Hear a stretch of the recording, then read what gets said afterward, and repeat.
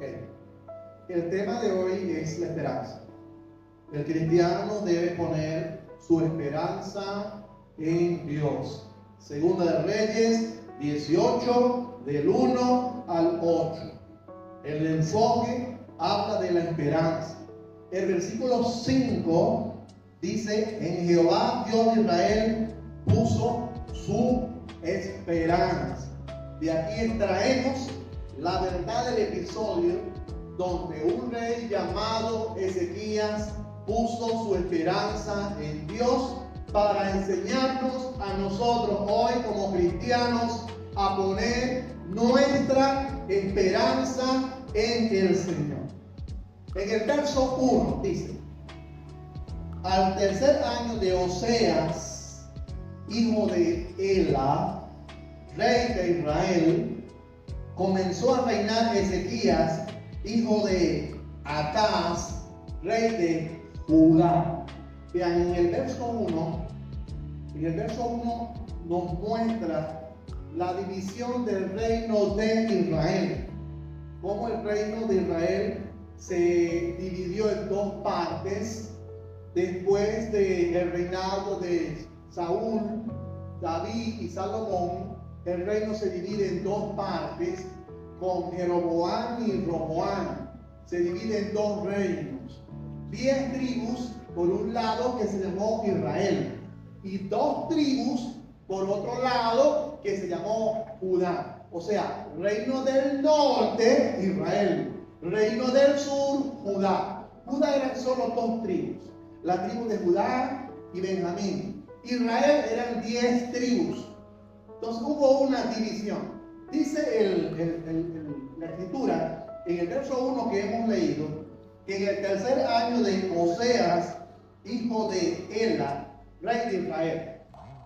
Oseas era de Israel, de las 10 tribus. En cambio, Ezequías era de Judá, de las 2 tribus. Ahora, en el verso 1 muestra 2 reyes de 2 reinos que estaban divididos.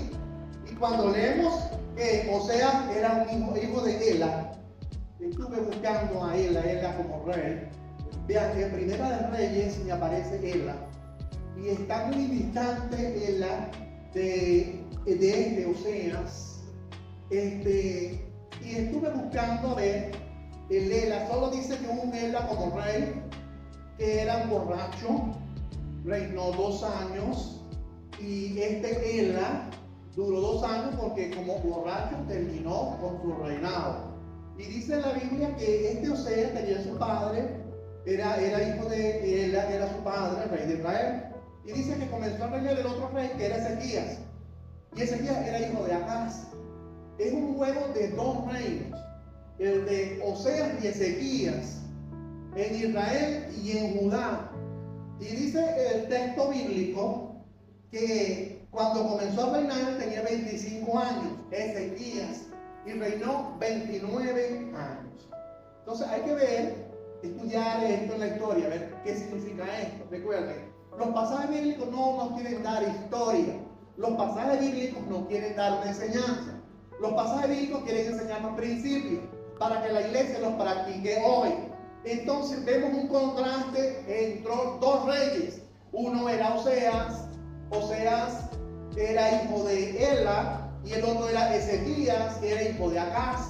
El papá de Ezequías, que era Acaz, dice en los capítulos anteriores que Acaz hizo lo malo ante los ojos de Jehová. Pero el hijo, que era Ezequías, hizo lo bueno.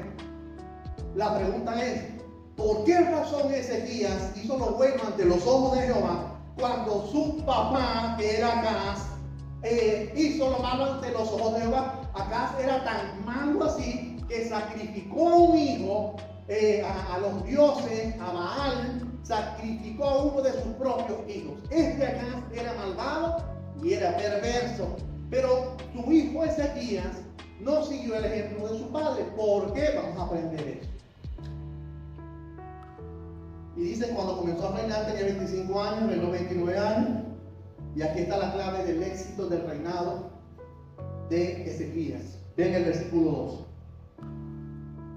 El nombre de su madre fue, ¿está conmigo en el texto? Me interesa que me sigan.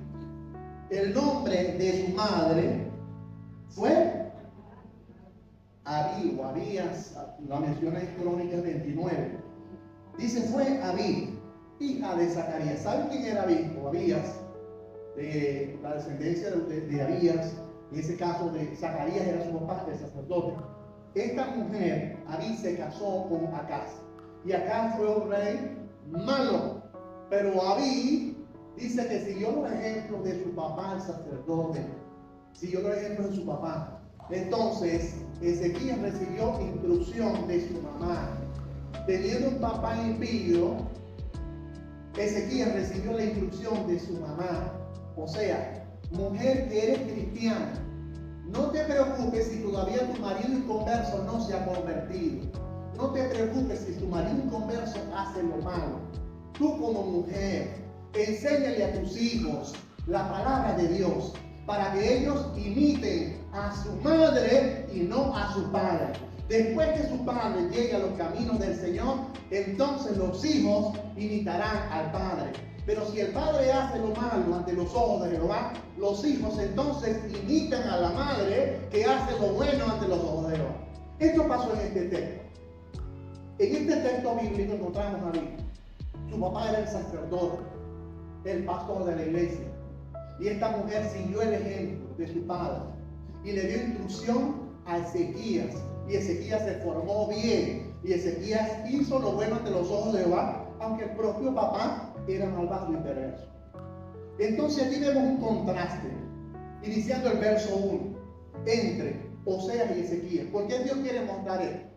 Porque cuando tú lees la Biblia, Dios te muestra este contraste, para que nosotros aprendamos que los ejemplos que tenemos que seguir es de la gente que es buena, no seguir los ejemplos de la gente que es mala.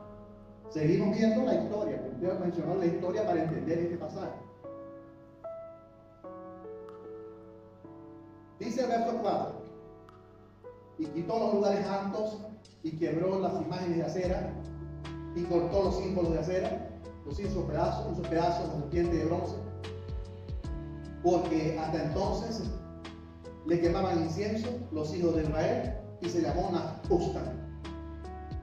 Este es el pasaje bíblico como tal. En el contexto, ya lo que les he dicho está aquí en parte. El contraste entre Oseas y Ezequías. Vean lo que dice el capítulo 17. Vamos al 17, atrás.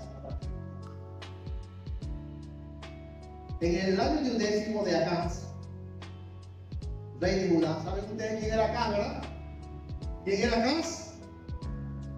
¿El papá de quién? De Ezequías. Comenzó a reinar Oseas, hijo de Ela, en Samaria, sobre Israel, y reinó 9 años. E hizo lo malo ante los ojos de Jehová, aún no como los reyes de Israel que habían sido antes él. Es decir, este Oseas, aquí describe el reinado de Oseas, y Oseas hizo lo malo ante los ojos de Jehová. Entonces, el contraste de Oseas y Ezequías, vemos que Ezequías siguió el ejemplo de su madre y no de su padre. Vemos que la madre tenía a su padre sacerdote, que era Zacarías, y esta mujer incluyó a los niños en los caminos del Señor, sin importar que Ezequías tenía un papá que hacía lo malo ante los ojos de él. Ahí vemos a Acaz, ¿verdad? Acaz fue pésimo padre. Acaz hizo lo malo. Ahí lo vemos, ahí está la cita bíblica. Él sacrificó a sus hijos, ya se lo dije. Saqueó el templo, pervirtió y mutiló el templo de Dios. Y vemos cómo hay ese contraste, ¿verdad? Acaz era malo, pero su hijo hizo lo bueno ante los ojos de Jehová, porque su madre, que era Abí, lo incluyó en los caminos del Señor. Después mencionan a David, que además de su madre, él siguió el ejemplo de David. Lo vamos a ver en el texto. David fue un rey que fue justo, apasionado, un guerrero. David fue ejemplar, según lo menciona la Biblia. Y dice que Ezequías siguió el ejemplo de su madre David. Ezequías siguió el ejemplo del rey David, pero no miró el mal ejemplo de su padre. Usted, como joven, usted como persona, Dios le ha dado libre albedrío, libertad de decisión. Si usted tiene buenos principios y buenos valores, usted toma sus propias decisiones. Usted puede decidir a quién sigue. Este muchacho siguió a su madre. Este muchacho siguió el ejemplo de David, un antepasado, que 300 años antes había reinado. Y que la educación de su madre era que siguiera el ejemplo de David. No solo de David, más adelante va a aparecer Moisés, que él fue instruido en la ley de Moisés. Y él siguió el ejemplo de David y siguió el ejemplo de Moisés. ¿Qué hizo en el versículo 4? Habla de lugares altos y habla de la serpiente de bronce. Vamos a leer. Y todos los lugares altos. Quebró las imágenes. Cortó los símbolos de Acera. Acera era una diosa de la fertilidad. Era una diosa donde la gente se prostituía para darle adoración a esta cera que menciona el texto. Había imágenes en un lugar alto y dice que Ezequías subió al lugar alto y lo quebró todo. Lo contrario de Acaz. Acaz adoraba en los lugares altos.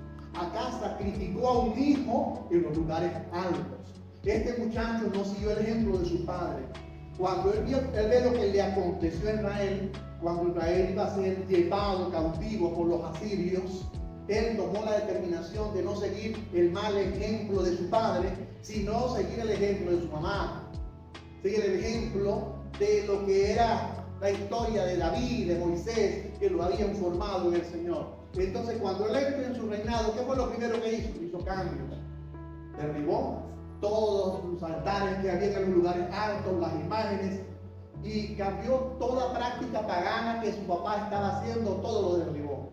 Y había una serpiente de bronce, ahí menciona una serpiente de bronce. Esa serpiente de bronce es la que está allá en San Juan, capítulo 3, donde habla que Dios le dice a Moisés que levantara una serpiente de bronce en alto. Eso está en Números también, Números 21. Versículo 9, dice que levantan una serpiente en alto y cuando al pueblo le piquen las serpientes y sean envenenados por las serpientes, el pueblo va a ver la serpiente de bronce alta y cuando el pueblo vea, se va a sanar de las picaduras de la serpiente. Eso sucedió allá en Números 21, pero habían pasado 700 años hasta este reinado de Ezequías y el pueblo hizo de la serpiente de bronce una adoración. Más adelante vamos a compartir esto. Dios te puede dar algo y Dios puede cumplir un propósito con algo en algún momento, pero al pasar el tiempo, si tú idolatras eso, estás pecando, porque Dios utiliza instrumentos en determinado tiempo lo que Él quiere hacer. Si al pasar del tiempo tú te pones a venerar eso que en el pasado Dios usó, estás cayendo en idolatría. Entonces en el versículo 4 vemos eso, vemos esa verdad. Él derribó la serpiente de bronce que había hecho Moisés, porque hasta entonces Israel quemaba incienso a esa serpiente y se llamó Nas-Ustan, que es algo bronce sin valor, figura sin sentido. Adorar algo que no tiene sentido, que tiene ojos y no ven, tiene manos y no palpan, tiene caminos y no andan, es algo sin sentido. Entonces en el versículo 4 ocurrió esa verdad, con la serpiente de bronce. Ahora, un triste destino del reino del norte. El reino del norte es Oseas. Este reino, ¿verdad?, fue una lección para Ezequías. El reino de Oseas fue invadido, Jerusalén en ese tiempo, Samaria en ese caso fue invadido, y este Oseas fue llevado cautivo por los asirios. ¿Qué hizo Ezequías? Aprendió y dijo: a esta gente le sucedió, fueron llevados cautivos de Samaria por los asirios, fueron llevados cautivos porque estos hicieron lo malo de los ojos de Jehová. ¿Qué dice Ezequías? A mí no me va a pasar eso, yo voy a hacer lo bueno. Y entonces él hizo lo bueno ante los ojos de Jehová y derribó todos esos altares que estaban en Jerusalén. Vamos a ver, después de la historia, el mismo pasaje, vamos a verlo nosotros aquí, adaptado a nosotros como cristianos. Porque como les dije, este es un pasaje que nos habla de la vida de Ezequías en contraste con Oseas. El ejemplo y el modelo que él tomó fue de su madre Abí y no de su padre Acab. Ezequías siguió el ejemplo del rey David, que vivió 300 años antes. Ezequías tomó la doctrina y la enseñanza de Moisés que su madre le enseñó. Así que él tomó buenos ejemplos en su formación, y la que ayudó en esto fue su madre. Es decir, que no te preocupes si el padre de los hijos no es cristiano. Ora por él, dale testimonio, dale ejemplo a tu esposa, que en el tiempo de Dios él llegará a los caminos del Señor. Pero tu mujer, no descuides la educación en la palabra de Dios a tus hijos. Esfuérzate en guiarlos en los caminos de Cristo. Después Dios traerá a tu marido a los pies del Señor. Amén. Vamos a ver 4 cosas después de ver la historia. Vamos a ver 4 cosas que nos habla el pasaje. Primero, el carácter. ¿Qué dice la Biblia en cuanto al carácter? En el verso 1 encontramos que no debemos hacer lo malo como otros cristianos. ¿Figura de quién? Figura de Oseas. Oseas hizo lo malo. Aquí nosotros lo generalizamos. En la primera parte del versículo, no debemos hacer lo malo como otros cristianos o otras personas. No te guíes de los malos ejemplos, joven. No te guíes de los malos ejemplos, adultos. No te guíes de los malos ejemplos de otros. Busca hacer los buenos ejemplos. Luego vemos, debemos mantener una familia honesta. Esta mujer Abí fue ejemplar. Esta mujer Abí siguió el ejemplo de su padre Zacarías.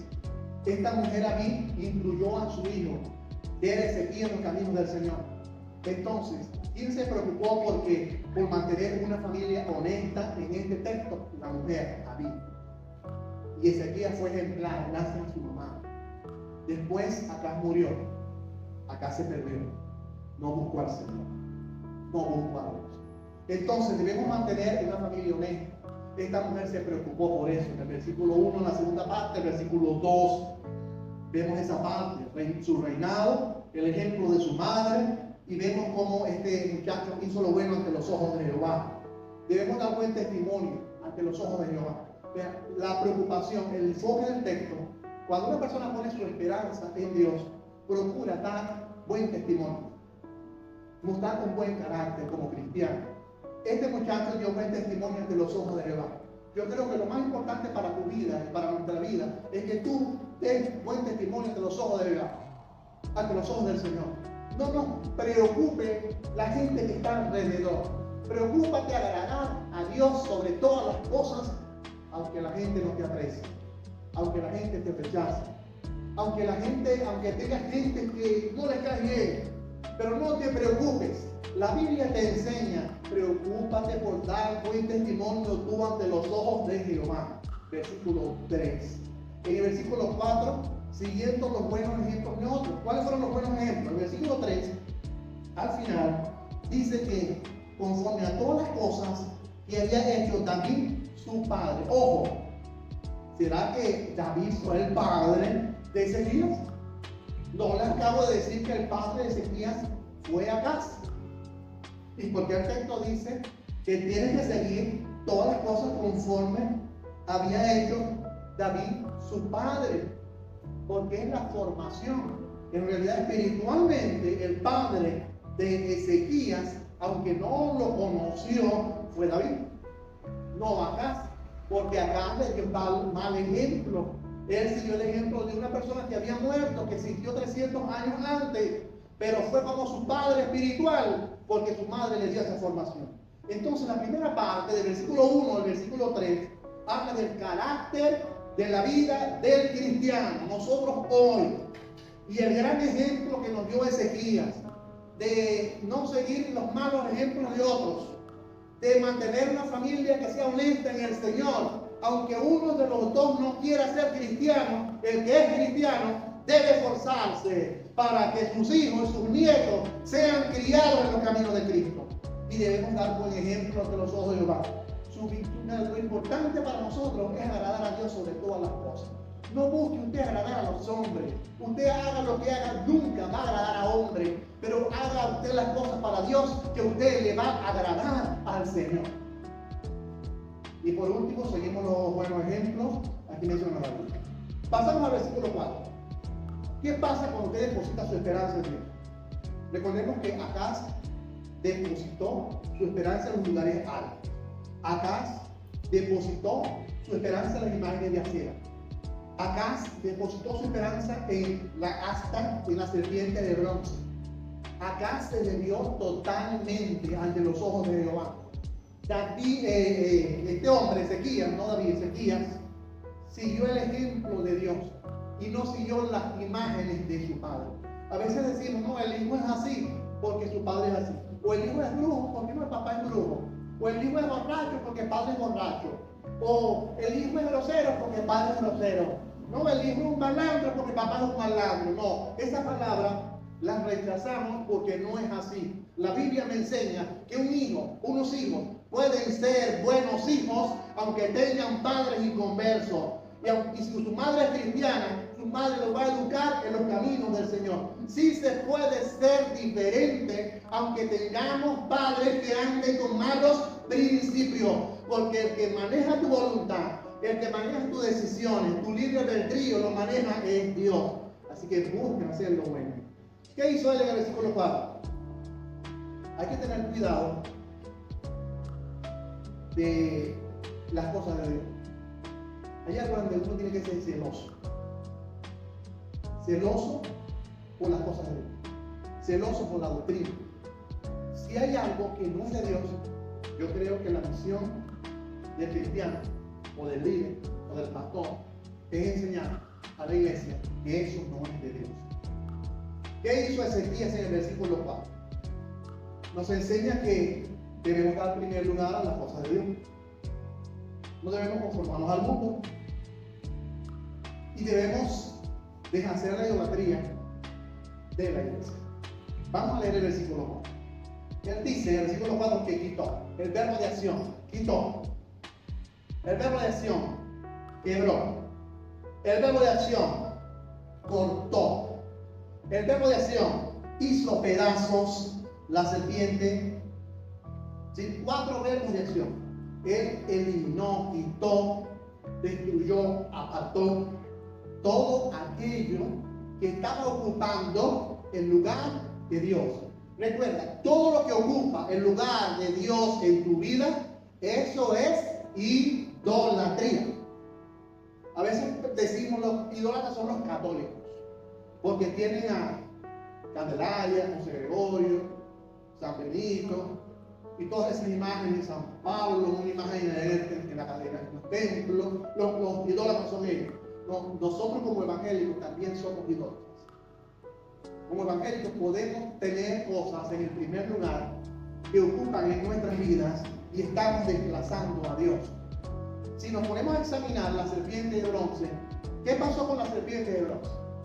¿Quién le dijo a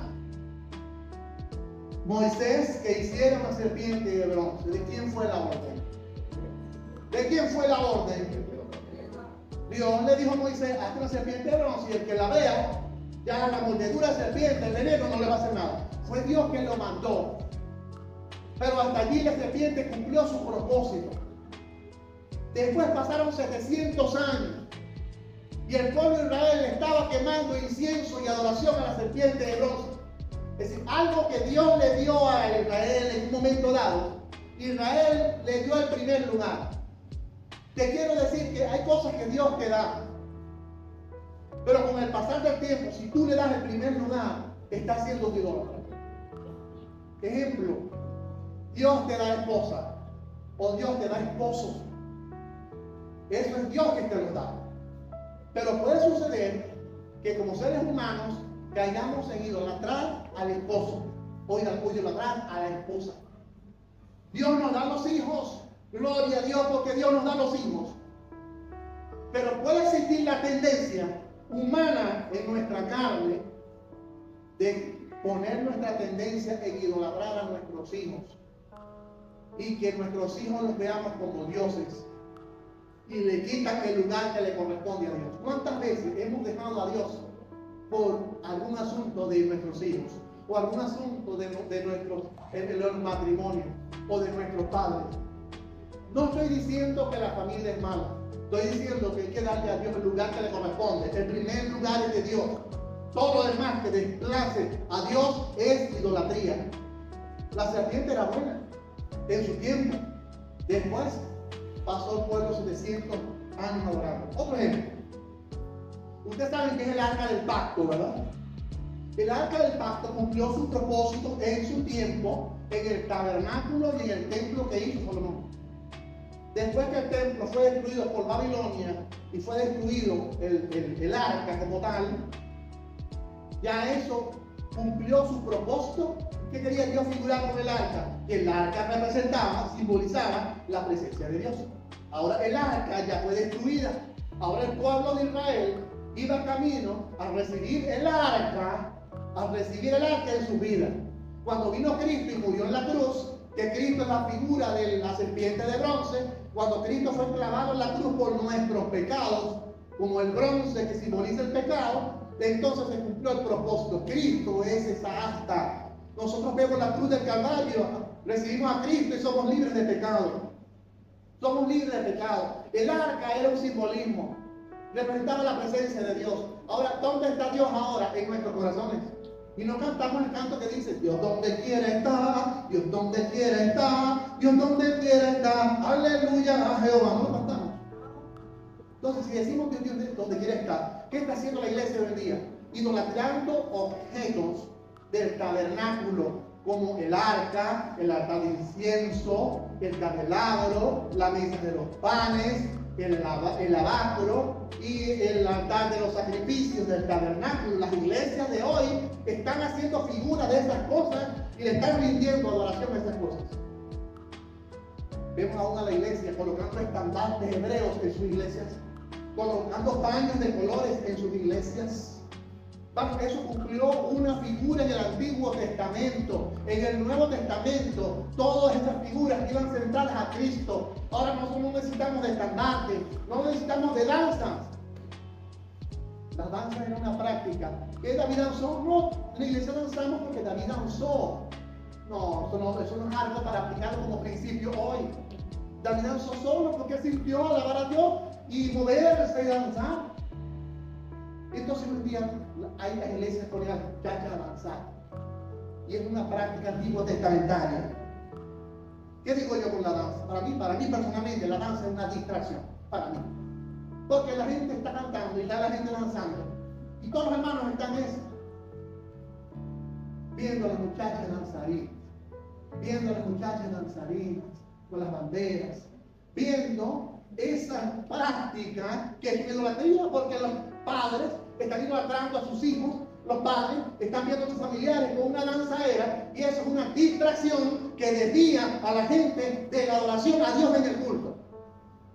No hay nada como que ustedes se concentren en adorar a Dios y nada los distraiga. Yo creo que la danza es una distracción a Dios. A veces hay una predicación y salen las danzarinas a danzar.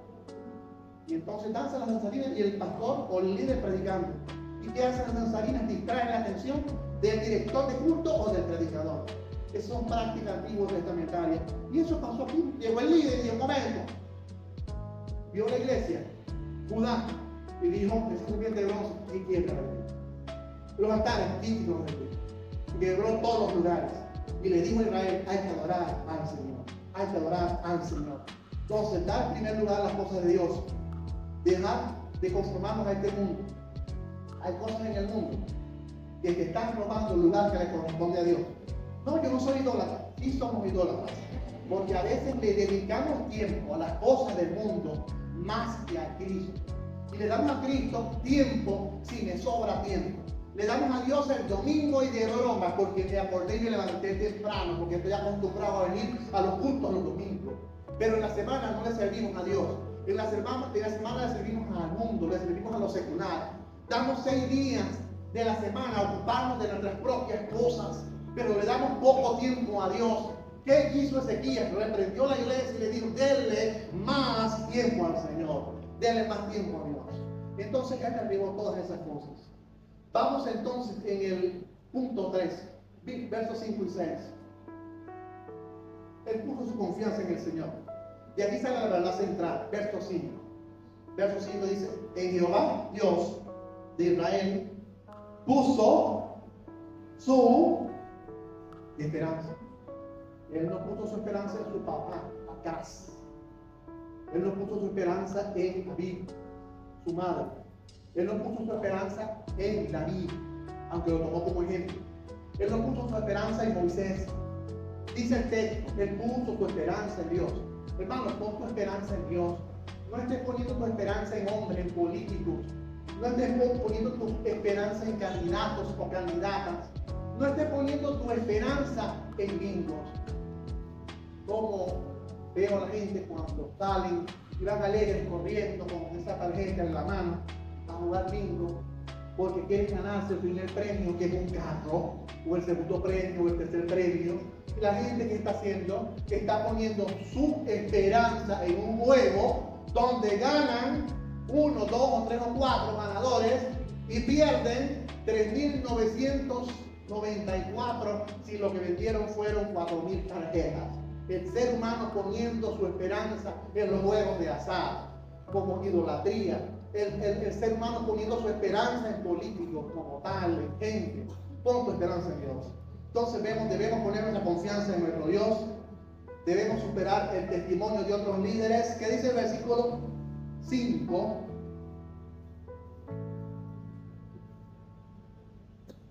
Dice que ni antes ni después de él hubo otro como él entre todos los reyes de Israel, porque siguió a Jehová y no se apartó de él, sino que guardó los mandamientos que Jehová había prescrito a Moisés. Sería el versículo 6. Él siguió el ejemplo, ¿verdad? Con su confianza en el Señor. Dice, superó el testimonio de otros. Dice, fue fiel a Dios. Y dice que no se apartó nunca de Dios. No se apartó nunca del Señor. Cuando uno pone su esperanza en Dios, uno no se aparta nunca. Y dice, cumplió la palabra de Dios predicada por otros. O sea, a él le predicaron el mensaje de Moisés, que el sacerdote le había enseñado a su madre David. Y él aprendió esa instrucción de Moisés, ese ejemplo de David. Y vemos que él obedeció la palabra de Dios sobre todas las cosas. Y no siguió el mal ejemplo de su padre, versículos 5 y 6. ¿Qué pasa cuando tú, como cristiano, pones tu esperanza en Dios? Tu carácter mejora. Tú quitas las cosas que son idolatría. Por eso esa es misión del líder, oyeron, es misión del líder de la iglesia, velar, porque en la iglesia no hayan prácticas idolátricas. Y enseñar a la iglesia a quitar las cosas que hay que quitar, que son idolatría. Sean costumbres, sean tradiciones, sean figuras, sean prácticas. Hay que quitarlas si no van conforme a las escrituras. Cuando tú pones tu confianza en el Señor, el versículo 7 y 8, ¿qué dice? Jehová estaba. Vemos que Dios anda con sus hijos todo el tiempo. Yo creo eso. ¿Tú lo crees? Yo creo que Dios anda con ustedes todo el tiempo. Pero Dios anda con quién todo el tiempo? Con la persona que muestra un carácter diferente. Con la persona que tiene cuidado de la doctrina de la iglesia. Con la persona que no es idólatra. Con la persona que le da el primer lugar a Dios. Con la persona que confía en Dios. Entonces Dios está todo el tiempo con esa persona. ¿Qué dice en la segunda parte del texto? Dios lo prospera. Recuerda, Dios no te prospera porque tú se lo pidas. Dios te prospera porque Él lo quiera. Anota. No todos nacimos para ser prósperos. Hay una falsa teología de la prosperidad que enseña que todos los cristianos deben ser prósperos. Y entonces lo que hace es deprimir a los miembros de la iglesia, porque en las iglesias solo prosperan unos, los líderes, los pastores, los líderes que están en nivel superior son los que prosperan. ¿Por qué razón? Porque extraen la lana de los miembros de la iglesia y entonces prosperan. Pero los miembros de la iglesia se les enseña que también deben prosperar si no están mal con Dios. Y cuando no prosperan, andan dándose golpes de pecho y andan mal. No, yo creo que estoy mal con Dios, yo creo que no sé qué pasa, yo creo que estoy apartado del Señor, porque no he prosperado. Es una falsa teología. Recuerda, no todos van a prosperar. Simplemente seas próspero o no seas próspero, eres hijo del Señor. sea o no lo sea, eres hijo del Señor, eres cristiano, eres salvo. Si Dios en su voluntad te prospera, gloria a Dios. Pero si no te prospera, gloria a Dios. Debemos conformarnos con lo que Dios nos da, con lo básico para el día, para la semana. Conformémonos con eso, agrademos a Dios sobre todas las cosas. Y pongamos nuestra mirada, como hablé el domingo, en las cosas de arriba. Busquemos las cosas que no se ven y no nos afanemos por las cosas que se ven. ¿Okay? Entonces, fue prosperado, versículo 7. Dios dio la victoria frente al líder fiel, frente a los enemigos. ¿Tienes enemigos? No te preocupes. Deja a los enemigos en las manos del Señor.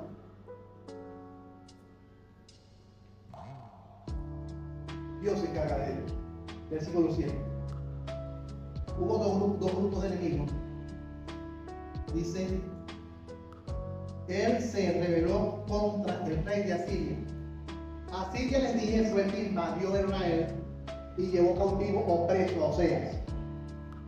¿Qué hizo Ezequías, rey de Judá?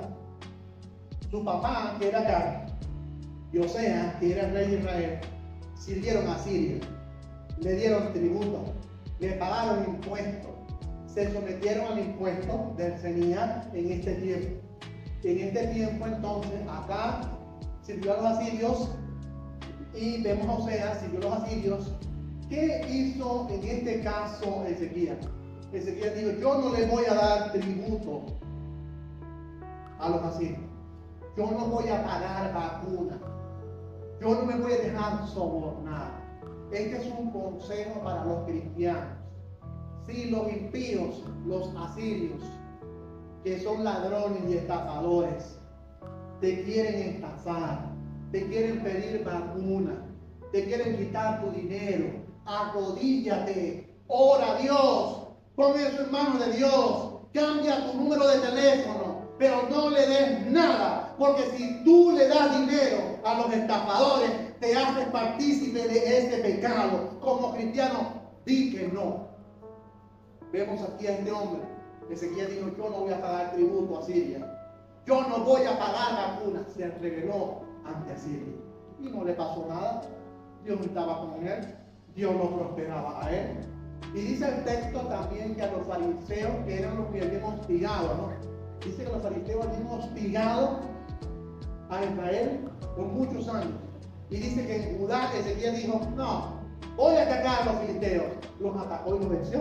Aquí dice, versículo 8, vendió también a los filisteos hasta Gaza en sus fronteras, desde las torres de las atalayas hasta las ciudades fortificadas, y los venció a todos. Dos tipos de enemigos. Los asirios no les pagó tributo y aquí enfrentó al filisteo. ¿Saben que los filisteos siempre siguen molestando, no? Los filisteos siguen atacando. Entonces vemos esta verdad. Los principios ya se los dije, solo cuando les pase la diapositiva, porque la van a leer. Los principios los comuniqué internamente dentro de la predicación. Es decir, que se pueden comunicar dentro de la explicación del mensaje, se pueden leer los principios. Y el primer principio es el ejemplo, el testimonio ejemplar. El segundo principio es el primer lugar que le corresponde a Dios, eliminar todo aquello que no sea de Dios. Tercero, la iglesia no debe caer en prácticas que violan la fidelidad a Dios. No debemos hacer prácticas que nos desvíen del Señor. Y por último, aprender a confiar en Dios, a tener nuestra esperanza en Dios y no en el hombre. Que al hacer todos estos principios, la Biblia dice que Dios entonces te va a dar la retribución, que te va a bendecir por tu obediencia al Señor. Aquí en las aplicaciones son cosas prácticas que debemos hacer nosotros como cristianos para dar ejemplo, para dar buen testimonio. ¿Qué podemos hacer nosotros? Bueno, que podemos agarrar y enseñar a la iglesia un curso de ética cristiana en cada hogar cristiano para que la iglesia refleje buen testimonio en su vecindario. Nos reunimos, vamos a dar un curso de ética cristiana para enseñar a la iglesia que cada día debe dar testimonio en la comunidad donde vive. ¿Sí? Hay el liderazgo de planificar actividades para enseñar a la iglesia a dar buen testimonio. El lugar que le corresponde a Dios, ¿qué debemos hacer? Primero, vamos a decir a la iglesia, uso mayordomía. Somos unos malos mayordomos. A veces, en este tiempo más todavía, donde el dinero no alcanza.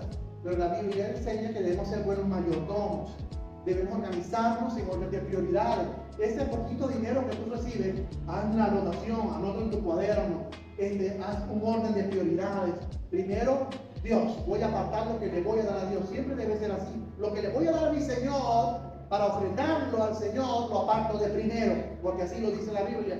De segundo, bueno, vamos a comprar esta comida, vamos a comprar estos cosméticos, vamos a comprar esta ropa, pero recuerda, siempre debe ser el Señor sobre todas las cosas. Entonces vemos allí tal lugar que le corresponde a Dios. Tercero, la iglesia no debe caer en prácticas que violan la fidelidad a Dios. Vamos a hacer una lista. Es decir, hay cosas seculares y hay cosas que hacemos como cristianos. ¿A qué le estamos dando más tiempo? Si hacemos una lista de cosas seculares y una lista de cosas cristianas y evaluamos el tiempo, ¿a qué le estamos dando más tiempo? ¿Quién gana? ¿Quién gana? Le damos más tiempo a las cosas seculares, a las cosas que no son de importancia, son necesarias, no podemos descuidarlas, así es cierto, pero a veces descuidamos a Dios por dedicarle mucho tiempo a cosas que no desplacen al Señor. Y debemos aquí aprender a confiar en el Señor sobre todas las cosas. Ahí está escrito, ¿verdad? Vamos a estudiar la Biblia, vamos a enseñar lo que enseña el texto. Tercero, vamos a ocupar nuestra mente en las cosas que ocupan al Señor, vamos a hacer oración y bueno, vamos a esperar en Dios, poniendo nuestra confianza en el Señor. Vean, la mejor enseñanza bíblica para predicar hoy en día, según mi punto de vista, es la predicación expositiva textual. Una predicación expositiva enfocada en un solo texto, donde usted desglosa el texto y donde usted comunica la verdad central. Y en realidad este pasaje es rico, son 8 versículos y vean todo lo que hemos aprendido en 45 minutos. Así que esto yo se lo voy a poner a ustedes en la página.